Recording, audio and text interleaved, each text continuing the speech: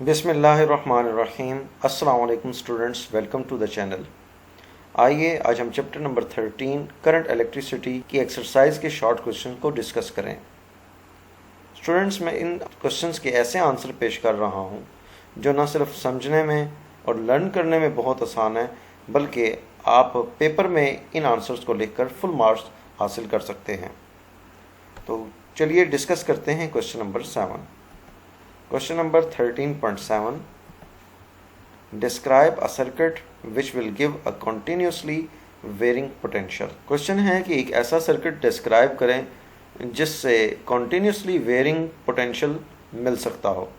तो स्टूडेंट्स, ऐसा सर्किट एक पोटेंशियोमीटर हो सकता है अगर आप इसको पोटेंशियल डिवाइडर के तौर पे इस्तेमाल कर सकते हो। तो यही आंसर हमने पहले सिंपल लिखा है। A potentiometer can be used as a potential divider to give a continuously varying potential. Circuit का नाम तो हमने बता दिया, लेकिन क्वेश्चन है कि डिस्क्राइब द सर्किट। इसको हमने डिस्क्राइब भी करना है। तो स्टूडेंट्स, पोटेंशियोमीटर एक ऐसी डिवाइस है जिसमें एक वायर ए बी होती है जो कि एक रजिस्टर का काम करती है। उसकी रेजिस्टेंस को हम आर से इंडिकेट कर सकते हैं। ये वायर ए बी है। दूसरे सर्किट में इसे एक रजिस्टर की फॉर्म में इंडिकेट किया गया है और इस वायर के ऊपर एक और टर्मिनल स्लाइड कर सकता है। इसे आप ए से बी की तरफ टच करते हुए स्लाइड कर सकते हैं। सेकंड फिगर में ये point C sliding contact show किया गया है। स्टूडेंट्स, पॉइंट ए और बी इसके अक्रॉस एक बैटरी को कनेक्ट किया गया है जिसकी ईएमएफ ई है। अगर ए और बी इस रजिस्टर के अक्रॉस ये बैटरी को कनेक्ट किया जाए तो इसमें से जो करंट फ्लो करेगी उस करंट का फार्मूला होगा I is equal to E by R, क्योंकि हम जानते हैं कि V is equal to I R होता है और I is equal to V by R. इधर हमने V को रिप्लेस कर दिया है EMF E से। स्टूडेंट्स, कंसिडर करें कि हम इस स्लाइडिंग कॉन्टेक्ट को इस वायर के ऊपर, इस रजिस्टर के ऊपर पॉइंट C पर टच करते हैं।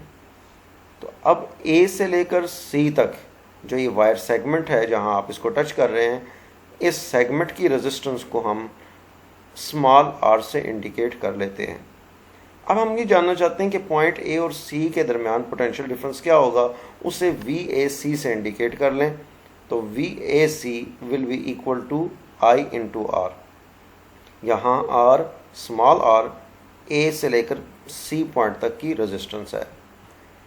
इस इक्वेशन में I की value E by R substitute कर देते हैं तो हमारे पास वैल्यू आ जाती है V A C equal to E by R multiplied by small R. अब जैसे जैसे हम इस स्लाइडिंग कॉन्टेक्ट को A से B की तरफ मूव करते चले जाएंगे तो इस सेगमेंट की रेजिस्टेंस स्मॉल आर वो भी इंक्रीज होती चली जाएगी। जैसे जैसे स्मॉल आर इंक्रीज होगा तो वी ए सी ये भी इंक्रीज होता चला जाएगा। तो स्टूडेंट्स, अगर तो स्लाइडिंग कॉन्टेक्ट C को A से B की तरफ मूव करते हैं तो पॉइंट A और C के दरमियान रेजिस्टेंस R की वैल्यू, स्मॉल r की वैल्यू इंक्रीज होगी और ये इक्वेशन बताती है कि पोटेंशियल डिफरेंस भी इन दोनों पॉइंट्स के दरमियान इंक्रीज होता चला जाएगा। और जब ये पॉइंट C B पे होता है तो उस वक्त स्मॉल r वो कैपिटल R से रिप्लेस हो जाता है। ये R के इक्वल होगा और उस वक्त इन दोनों पॉइंट्स के दरमियान जो पोटेंशियल डिफरेंस है VAC that will be equal to the EMF E। तो यही आंसर हमने लिखा है। Thus as C is moved from A to B, small r varies from 0 to R and VAC varies from 0 to E। Students, उम्मीद है कि इस question का आंसर आपको समझ आ गया होगा। अगर आपको ये वीडियो अच्छी लगे तो इसे लाइक करें, बाकी दोस्तों के साथ भी शेयर करें और चैनल को सब्सक्राइब करें। Thank you.